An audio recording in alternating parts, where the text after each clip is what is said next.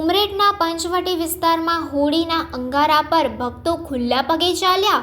આ દિવ્ય દર્શન કરી ભક્તોએ ધન્યતા અનુભવી। ઉમરેઠમાં હોળી પર્વની ઉજવણી અનોખી રીતે કરવામાં આવે છે।